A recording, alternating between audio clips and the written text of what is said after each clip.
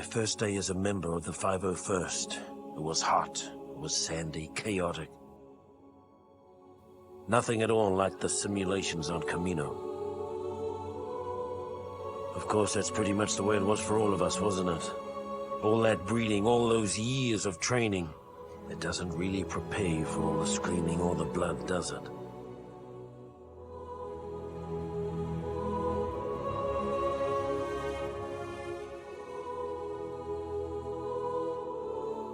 Frankly, I'm still amazed we ever made it through the first hour.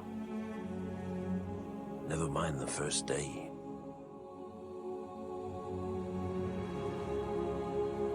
During their first battle on Geonosis, the ones who survived were the ones who put their faith in their training, and they didn't panic.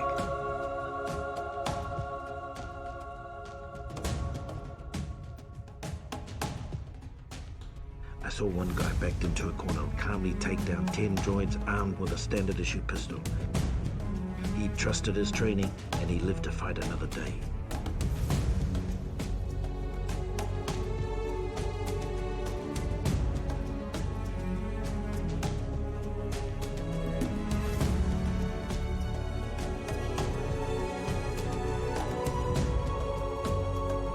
Incredibly, the 501st survived the crucible of Geonosis, emerging battle-hardened and ready for whatever the war would throw at us.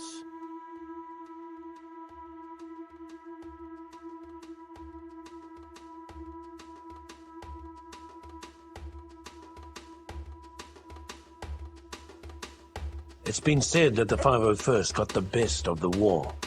We also got the worst.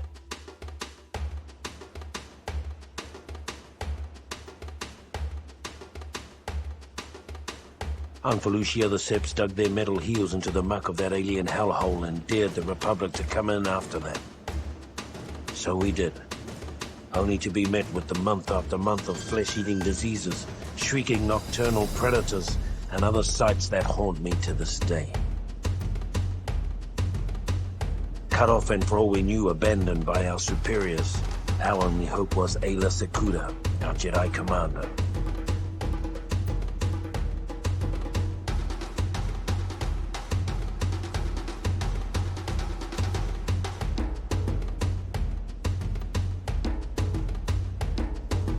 Without her iron will, none of us would have come out of that mess with our sanity or our lives.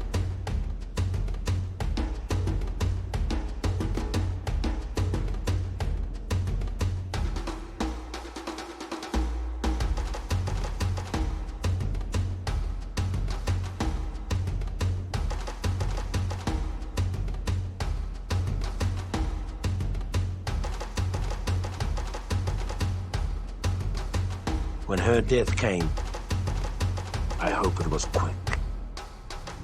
She earned that much.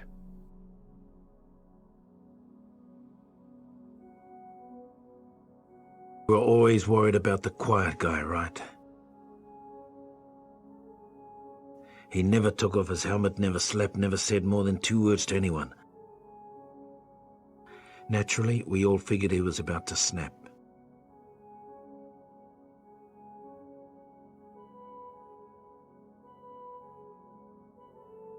On day 43 of the Felucia campaign, with the enemy closing in from all sides, the quiet guy quietly dropped 15 droids before we could blink.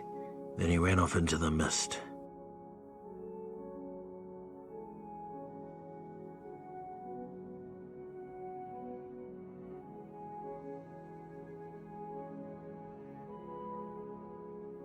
I never saw him again.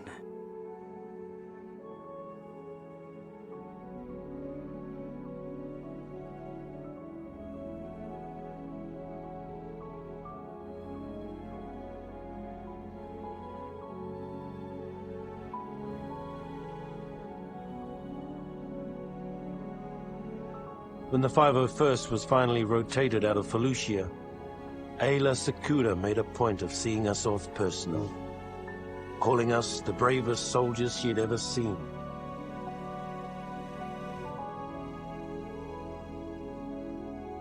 It's a good thing we were wearing helmets, because none of us could bear to look her in the eye.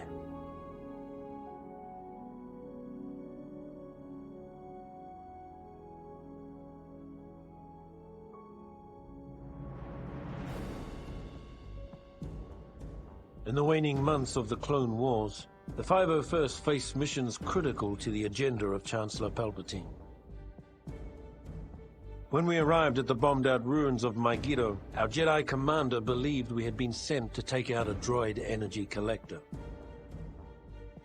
What Ki-Adi-Mundi didn't know, however, was that our unit of the 501st was really after an experimental Megiddan power source that the Chancellor wanted for his super laser.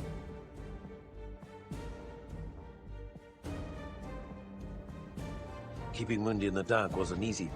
The Jedi had become increasingly wary of the Chancellor's doings, and were on the lookout for the slightest hint of treachery.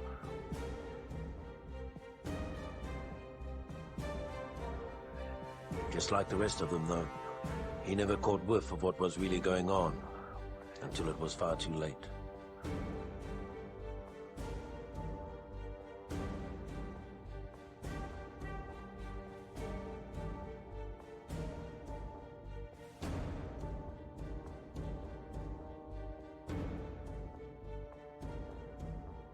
The success of the mission on Megiddo was something of a revelation for the men of the 501st.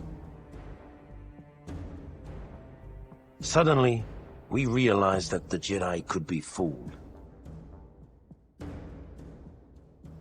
And if they could be fooled, they could be killed.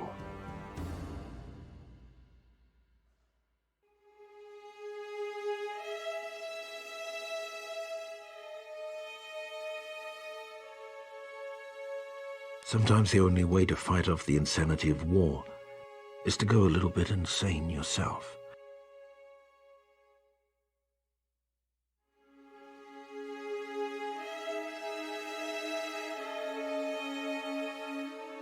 During that mission on Megiddo, one of my men happened upon an abandoned seeker droid. Most of us would have used the droid for target practice, but this goofball went and adopted the thing. Spent all his free time polishing the droid, teaching it to do tricks, feeding it energy scraps.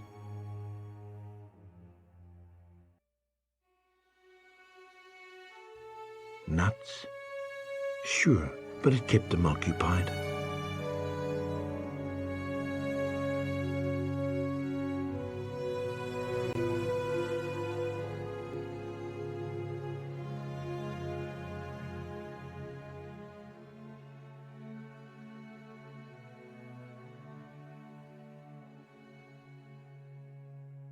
As the Clone Wars progressed, more and more ground-based legions found themselves pressed into space combat, including the fighting forces of the 501st.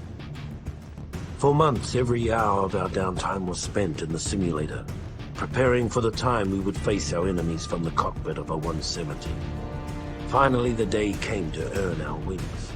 The CIS had staged a daring kidnapping of Chancellor Palpatine and was being escorted from Coruscant by a fleet of separatist ships. With only a few veteran pilots on planet, many of the 501st were pressed into service to drive off the Seps and buy time for a pair of Jedi Knights to rescue the Chancellor. After disabling the final capital ship, General Kenobi and Skywalker took advantage of the opportunity we'd created and rescued the Chancellor. Took all the credit, too.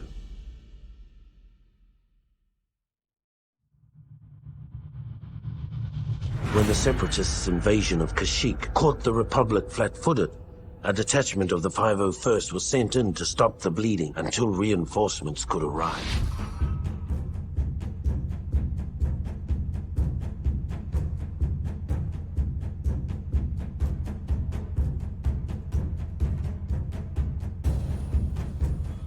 It was a textbook suicide mission, and we knew it. As we fought our way into Kashyyyk's atmosphere, most of us believed that the only way we'd be getting off this planet was in a body bag. Even with Yoda and the Wookiees, Kashyyyk almost became the slaughter we feared it would be.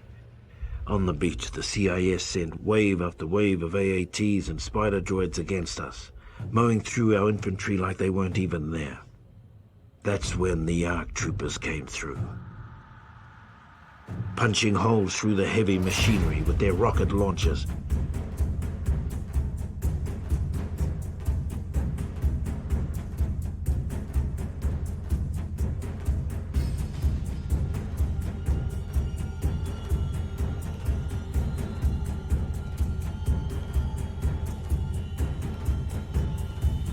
I even saw one guy take out 3 techs on his own, hooking one of his shots around a tree.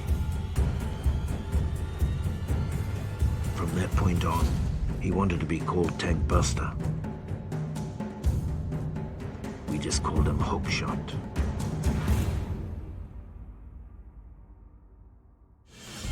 As the 501st finally broke through the Sept blockade over Kashyyyk, I took a long look back at the battle that continued to rage over the planet and wondered why so many had to die for a bunch of walking carpets.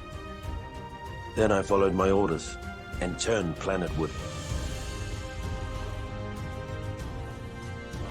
With the timely arrival of Master Yoda, the 501st was able to hold the line against the Septs on Kashyyyk. We left as heroes. Years later, we'd return as conquerors. In our bones, we knew the war was almost over. The galaxy held its breath, waiting to see which side would make the final daring move.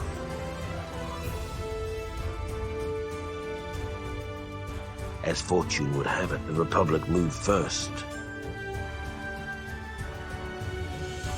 After the Chancellor informed the Jedi Council that General Grievous and the Sept leaders were hiding on Utapau, General Kenobi gathered an army large enough to capture 3 star systems.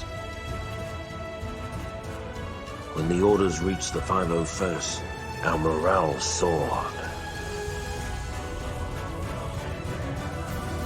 For better or worse, this would be the beginning of the end. With the death of General Grievous at the hands of General Kenobi, the Utapau raid had broken the back of the Separatists. Under normal circumstances, it would have been a time for celebration. But our next orders put paid to those thoughts. Execute Order 66.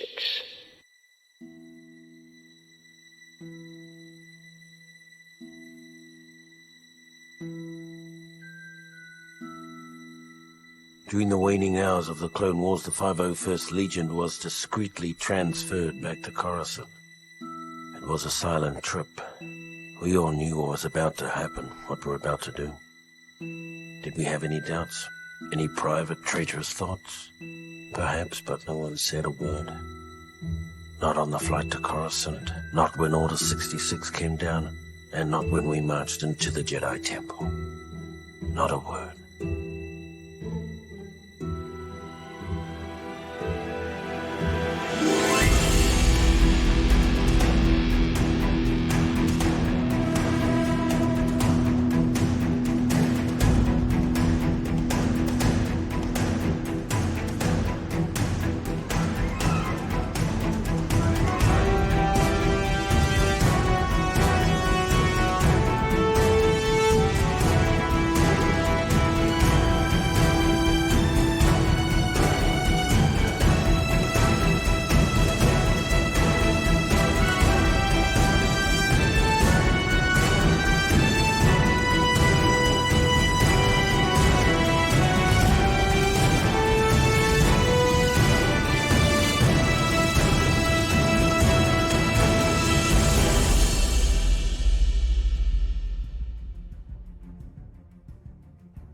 With the fall of Coruscant and the elimination of the traitorous Jedi, Palpatine's rise to power was complete.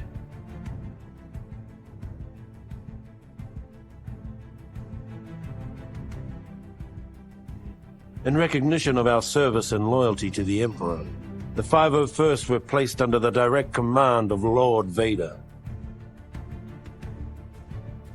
Within months, the 501st gained a well-deserved reputation as Vader's Fist.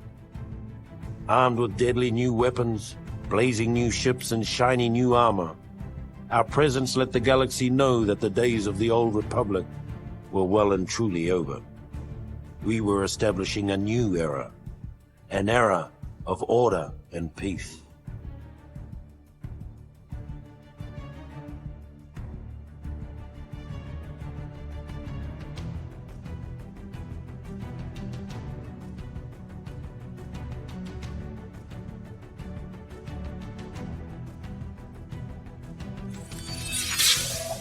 This is Master Obi-Wan Kenobi.